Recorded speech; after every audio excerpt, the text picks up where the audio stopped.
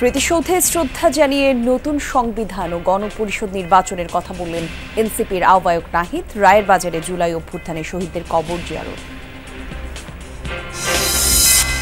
তুচ্ছ ঘটনাকে কেন্দ্র করে রাজধানীর ধোলাইখালে জগন্নাথ বিশ্ববিদ্যালয়ের শিক্ষার্থীদের সাথে স্থানীয়দের সংঘর্ষ, অন্তত 7 জন আহত। শান্তপূর্ণভাবে দাঁড়িয়েছি, ওই অবস্থায় আমাদের উপর টঙ্গি এসে হামলা করে। উপর থেকে ইট পাটকেল এবং গরম পানি এবং পেপসির বোতল, যে কাচের বোতলগুলো, ওইগুলো অজরে মারছে। আপনারাও মারছেন, ওনারাও মারছে। মানে বুঝতে এটা লাগে পুরো এলাকাবাসীরা আপনারা আতঙ্ক করবেন। বাস শ্রমিকদের অনির্দিষ্টকালের ধর্মঘটে জামালপুরে চলছে না কোনো গণপরিবহন। হঠাৎ ঘোষিত কর্মসূচিতে সাধারণ মানুষের চরম দুর্ভোগ। গাড়ি চলবে না, চললে তাহলে তো আসতাম। বাস চলাচল বন্ধ। আমি অফিসিয়াল কাজে যাচ্ছিলাম, তো এখন সিএনজিও চলতে দিচ্ছে না।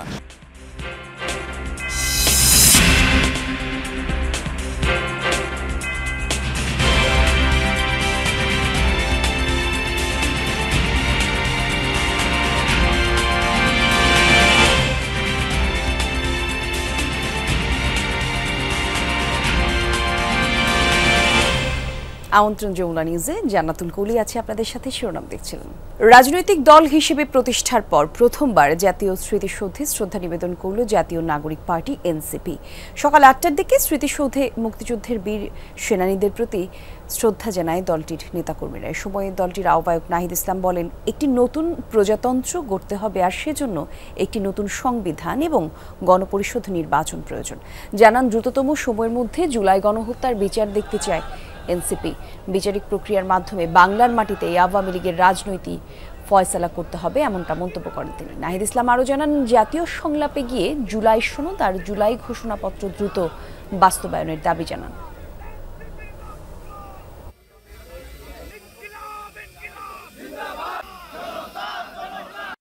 সকল লড়াইয়ের আকাঙ্ক্ষাকে ধারণ করেই আমরা নতুন বাংলাদেশ বিনির্মাণ করব এবং সেই লক্ষ্যে এনসিপি কাজ করে যাচ্ছে। যে একটি নতুন প্রজাতন্ত্র আমাদের করতে হবে এবং তার জন্য একটি নতুন সংবিধান এবং গণপরিষদ নির্বাচনের প্রয়োজন।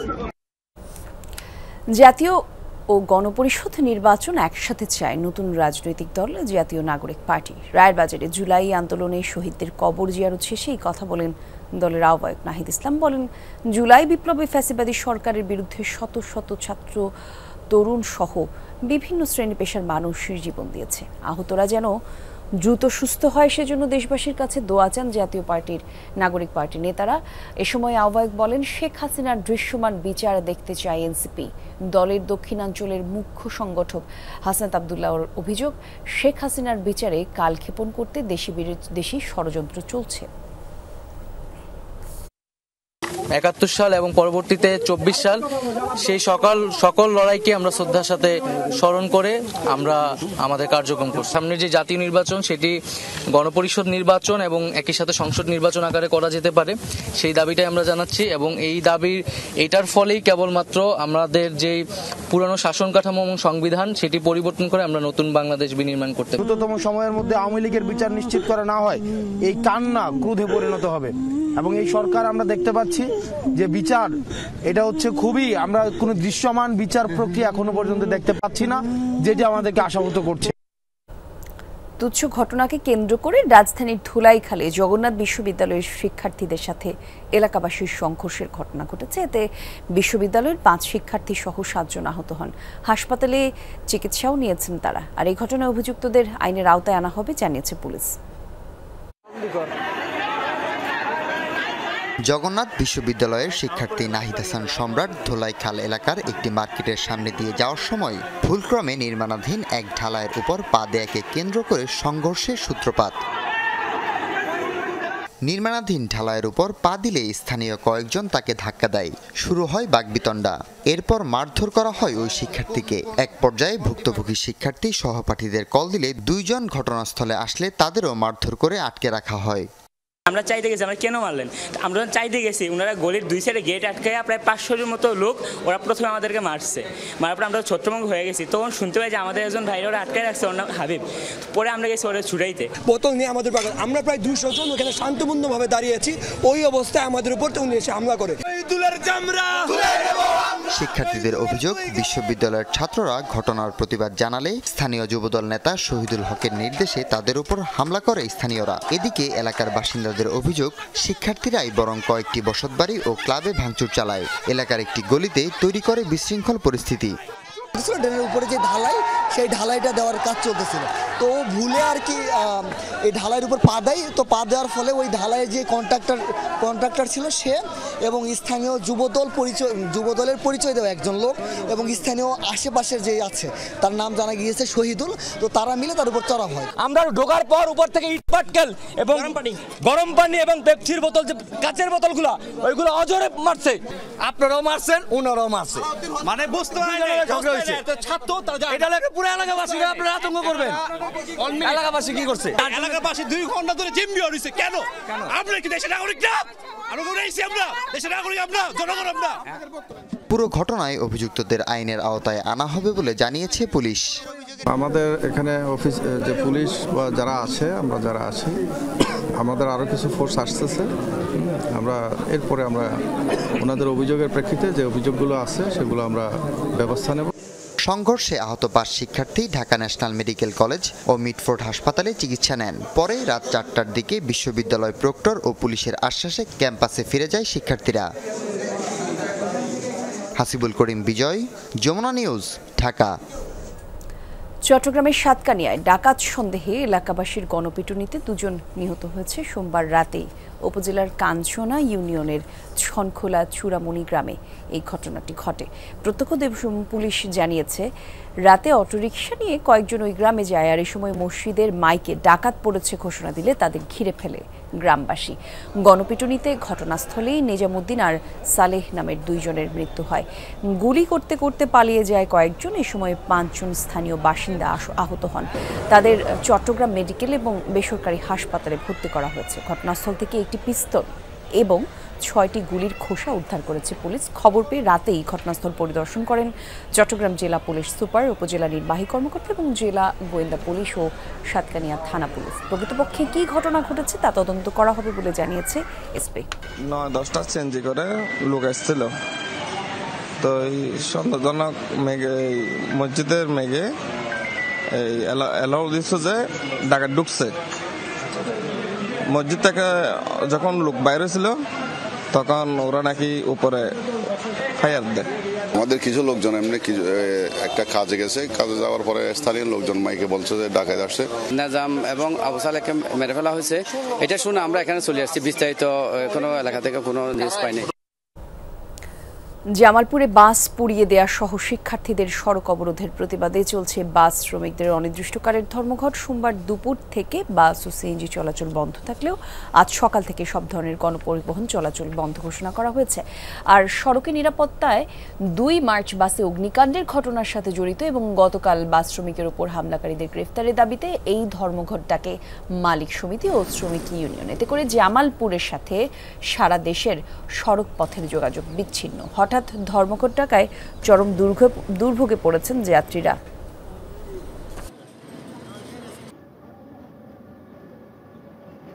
জানি না আজকে গাড়ি চলবে না, চললে তাহলে হয়তো আসতাম না। যে এসে যে রাস্তায় যে দুর্ভোগের ভিতর পড়ে গেছি। ট্রেনে এসে দেখি বাস চলাচল বন্ধ। আমি অফিসিয়াল কাজে যাচ্ছিলাম, তো এখন সিএনজিও চলতে দিচ্ছে না, যার কারণে আমার অফিসের কাজে খুব বিলম্বিত হচ্ছে। এই মুহূর্তে যে গন্ডগোলের জন্য গাড়ি ঘোড়া বন্ধ রয়েছে, এগুলা সমাধান না হওয়া পর্যন্ত আমরা গাড়ি ঘোড়া চালাবো না। প্রশাসনের লোক আসছিল, আইসে এরা বলে গেছে, এরা নেতারা যে সিদ্ধান্ত নিছে এই সিদ্ধান্তের উপরেই শ্রমিকরা আছে এখন পর্যন্ত, এটা থাকবো। গাজীপুরের শ্রীপুরে এক অটো চালককে হত্যার অভিযোগে ঢাকা ময়মনসিংহ মহাসড়ক অবরোধ করে বিক্ষোভ করছে অটো চালকরা। এই ঘটনার আরো বিস্তারিত তথ্য জানবো সহকর্মী হোসেন আলী বাবুর কাছ থেকে। বাবু, একটু জানাবেন এই যে যারা রাস্তাঘাটের কি অবস্থা আর চলাচলকারীদের ভোগান্তির কথা একটু শুনতে চাই। যানজটের কারণে সাধারণ যাত্রী যারা আছে তাদের কি অবস্থা? গতকাল বিকেলে অটো চালক যে লিটন হত্যার পর আসলে মামলা না নেওয়ায় পরিবারের লোকজন আজ সকাল 8:30 থেকে ঢাকা মহানগর মহাসড়কে অবরোধ করেছেন। সেই অবরোধের পরে আসলে যান চলাচল একেবারেই বন্ধ হয়ে গিয়েছে। সেই বন্ধ আসলে অটো চালকের স্বজন এবং তার পরিবার এবং স্থানীয় যারা রয়েছেন তারা কিন্তু আসলে এই ঢাকা ময়মনসিংহ মহাসড়কে যে নতুন বাজার এলাকায়, সেই নতুন বাজার এলাকায় তারা অবস্থান করেছেন। সেখানে কিন্তু আসলে দীর্ঘক্ষণ যান চলাচল বন্ধ ছিল। এখন কিন্তু আসলে পুলিশ এবং থানা পুলিশ, হাইওয়ে পুলিশ এবং স্থানীয় কিছু লোকজনের মাধ্যমে আসলে কিছু পরিবহন ছাড়া হচ্ছে। এছাড়া কিন্তু যে তাকওয়া পরিবহনে এই লিটনকে তুলে হত্যা করেছে যে পরিবারের দাবি, সেই তাকওয়া পরিবহন কিন্তু আসলে মহাসড়কে চলতে দেওয়া হচ্ছে না। যতগুলো তাকওয়া পরিবহন তারা মহাসড়কে পাচ্ছে, সেই তাকওয়া পরিবহন তারা রাস্তায় আটকিয়ে রাখছে এবং তারা বলছে তাদের দাবিটা হচ্ছে যে আসলে এই যে লিটনকে যেভাবে হত্যা করেছে এটার মামলা নিতে হবে এবং কোন তদন্ত করে আসলে যারা এটার সাথে জড়িত, তাকওয়া পরিবহনের যে হেল্পার ড্রাইভার যে জড়িত তাদের পরিবারের দাবি, সেই হেল্পার ড্রাইভারকে গ্রেফতার করতে হবে, গ্রেফতার করে আইনের আওতায় নিয়ে আসতে হবে এমন দাবি করেছেন। সকাল 8:30 থেকে আসলে এই ঢাকা মহাসড়কের যে নতুন বাজার, সেই নতুন বাজার এলাকায় আসলে তার পরিবার এবং স্বজন, আত্মীয় এবং আশেপাশে যারা রয়েছেন তারা কিন্তু অবস্থান করছেন। আমরা কয়েকজন যাত্রী এবং কথা বলেছি, তারা বলছে যে আসলে দীর্ঘক্ষণ আসলে গাড়ি বন্ধ থাকার কারণে তাদের অনেক চরম দুর্ভোগ পোহাতে হচ্ছে। এখানে কিন্তু আসলে যারা পরিবার এবং স্বজনরা যারা রয়েছে তারা পুলিশের সাথে এবং হাইওয়ে পুলিশের যারা আছে তাদের সাথে কথা বলছে নানাভাবে। তারা চেষ্টা করছেন আসলে যে এই যে ঢাকা ময়মনসিংহ মহাসড়ক আসলে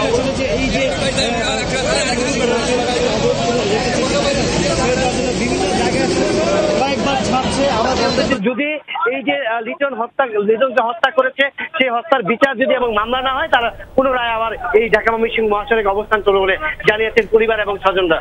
হোসেন আলী, ধন্যবাদ আপনাকে। ইউরোপের দেশগুলোতে রাজনৈতিক আশ্রয়ের জন্য আবেদন করেছে রেকর্ড সংখ্যক বাংলাদেশি। ইউরোপীয় ইউনিয়নের আশ্রয় সংস্থা EUA এর প্রতিবেদনে বলা হয় 2024 সালে 43,236 জন বাংলাদেশি আশ্রয়ের আবেদন করে। ইউরোপের দেশগুলোতে 2023 সালে 23,000-এর বেশি বাংলাদেশি আশ্রয়ের আবেদন করেছিল। প্রতিবেদনে বলা হয়েছে 2024 সালে মোট আবেদন মাত্র 4% গ্রহণ করা হয়েছে। তবে আশ্রয় প্রার্থীর বৃদ্ধির কারণ উল্লেখ করা হয়নি এই প্রতিবেদনে। ইউরোপের দেশগুলোর মধ্যে ইতালিতে সবচেয়ে বেশি আশ্রয়ের আবেদন করেছেন বাংলাদেশিরা। 2024 সালে 33,000-এর বেশি বাংলাদেশি আবেদন করে ইতালিতে আশ্রয়ের জন্য। যে কোনো সময়ের তুলনায় সুস্থ আছেন বিএনপি চেয়ারপারসন খালেদা জিয়া। লন্ডনে চিকিৎসকরা যখন অনুমতি দেবেন তখনই দেশে ফিরবেন তিনি।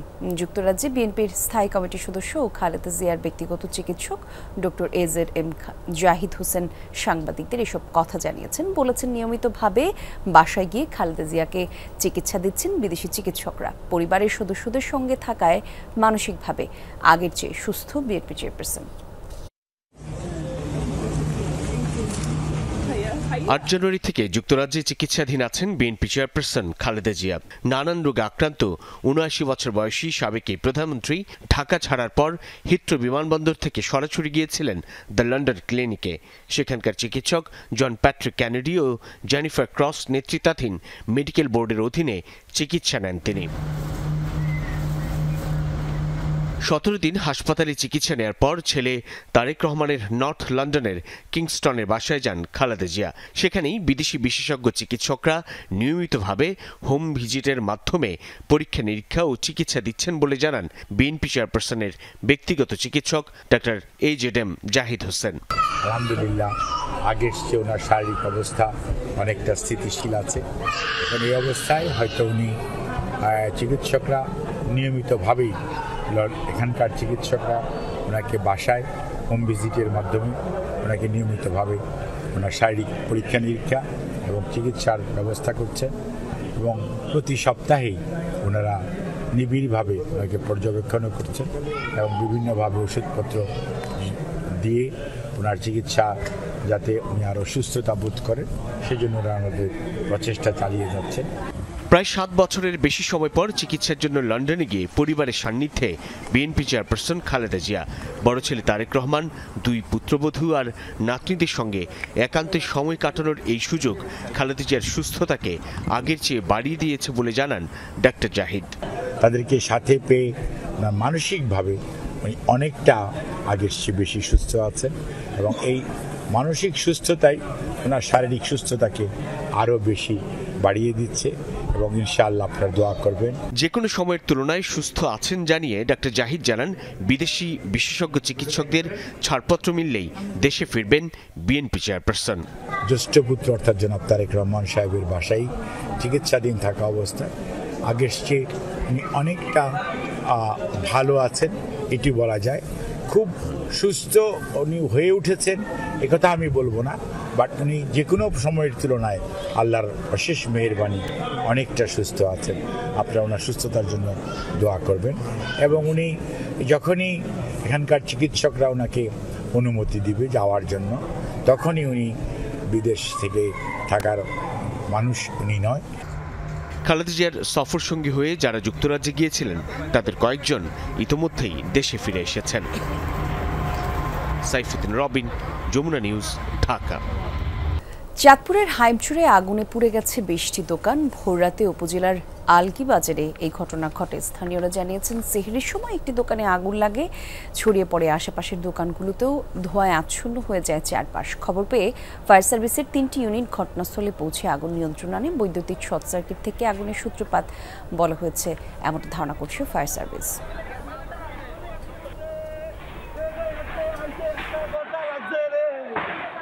চাঁদপুরে পিকআপ ভ্যানের চাপায় মোটরসাইকেল আরোহী 2 ইতালি প্রবাসী নিহত হয়েছে। সোমবার রাতে শহরের পুরানবাজার গার্লস হাই স্কুলের সামনে এই দুর্ঘটনাটি ঘটে। নিহত অভি আর নিলয় সম্পর্কে খালাতো ভাই। প্রত্যক্ষদর্শীরা জানায়, বাসা থেকে মোটরসাইকেলে লোহারপুল এলাকা যাচ্ছিল তারা। পুরানবাজার পৌঁছালে বিপরীত দিক থেকে আসা একটি পিকআপ ভ্যান তাদের চাপা দেয়। গুরুতর আহত অবস্থায় স্থানীয়রা হাসপাতালে নিলে চিকিৎসাধীন অবস্থায় প্রাণ হারান দুইজনই। আর গত 11 জানুয়ারি অভি আর 18 জানুয়ারি নিলয় ইতালি থেকে দেশে আসে। দেশের বাইরের খবর, ইউক্রেনের সব ধরনের সামরিক সহায়তা বন্ধের নির্দেশ দিলেন মার্কিন প্রেসিডেন্ট ডোনাল্ড ট্রাম্প। এরই মধ্যে কার্যকর হয়েছে সিদ্ধান্ত। মার্কিন গণমাধ্যম বলছে, সম্প্রতি হোয়াইট হাউসে ইউক্রেনের প্রেসিডেন্ট ভলোদিমির জেলেনস্কির সাথে বিবাদের পর তাৎক্ষণিক প্রতিক্রিয়ায় এই পদক্ষেপ নেন ট্রাম্প। হোয়াইট হাউসের এক কর্মকর্তা জানিয়েছে, শান্তি আলোচনায় অংশ নেওয়ার বিষয়ে যথেষ্ট আন্তরিকতা না দেখানো পর্যন্ত কোনো ধরনের সহায়তা পাবে না কিয়েভ। দায়িত্ব নেওয়ার পরপরই ইসরায়েল আর মিশর ছাড়া সব দেশের সহায়তা বন্ধের ঘোষণা দেন ট্রাম্প। চলছে সিদ্ধান্ত বাস্তবায়ন প্রক্রিয়া। ইউক্রেনে রুশ অভিযান শুরুর পর থেকে অস্ত্র সহায়তা দিয়ে গেছে যুক্তরাষ্ট্র। গাজায় যুদ্ধবিরতির মধ্যেই হামলা চালালো ইসরায়েল। দক্ষিণাঞ্চলে 2 জনের প্রাণ গেছে। সোমবার রাফায় ড্রোন হামলা চালায় ইসরায়েলি বাহিনী, সেখানে মৃত্যু হয় 2 জনের। খান ইউনিসেও হেলিকপ্টার থেকে গোলা ছুড়ে সেনারা, আহত হয় 3 জন। তাদের বিরুদ্ধে নিরাপত্তা লঙ্ঘনের অভিযোগ তুলেছে তেল আবিব। সোমবার অনুষ্ঠিত হয় নিহতদের জানাজা। যুদ্ধবিরতি চলাকালে এই হামলা আবারও আতঙ্কিত করছে ফিলিস্তিনিদের। এছাড়া ত্রাণ প্রবেশের বাধার কারণে তীব্র সংকটে গাজাবাসী। গাজায় প্রথম ধাপের যুদ্ধবিরতি শেষে এপ্রিল পর্যন্ত বৃদ্ধি করা হয়েছে সময়সীমা। দখলকৃত পশ্চিম তীরে চলছে ধরপাকড়ার হামলা। জার্মানিতে পথচারীদের উপর গাড়ি উঠিয়ে দিল বেপরোয়া এক চালক। ঘটনাস্থলে 2 জনের মৃত্যু হয়েছে, আরও 10 জন আহত। এদের মধ্যে 5 জনের অবস্থা গুরুতর।